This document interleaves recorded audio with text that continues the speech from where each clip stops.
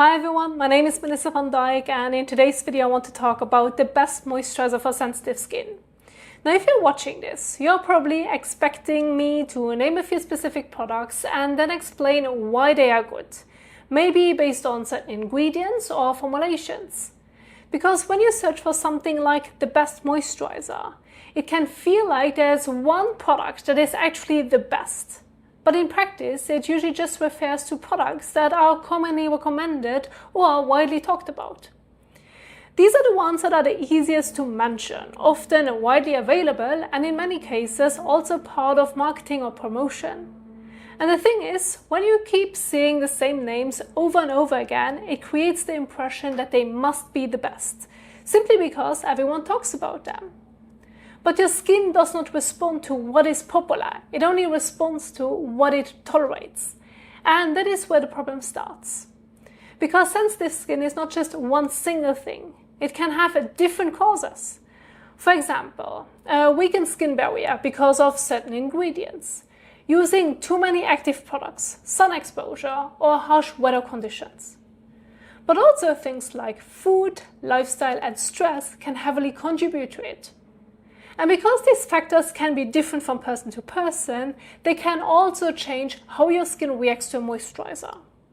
So for example, one person's sensitivity might be more related to food or stress, while for someone else, it could be from using too many skincare products. And depending on the cause, a moisturizer that is labeled for sensitive skin might not really address the issue, while a regular one could work just as well if your skin tolerates it better. So what works really well for one person might not work at all for someone else, even if they are using the exact same product. So recommending one specific product as the best would honestly just be guessing. And I also have to admit that I do not have a reason to push one specific product, so I can speak more honestly about this. So the honest take here is that instead of looking for the best moisturizer, what you should focus on is something much simpler, which is finding a product that your skin tolerates well. So no redness, no stinging, no tightness. It should simply cause no reaction and feel comfortable on your skin. Because that is really what matters most. And the only real way to figure out what actually works for your skin is by testing products individually.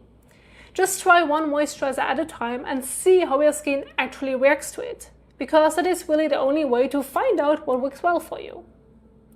And one more thing, it is not necessarily the products that are labeled for sensitive skin that will work better for you. Sometimes it is simply a product that your skin happens to tolerate well, even if it's not specifically marketed that way.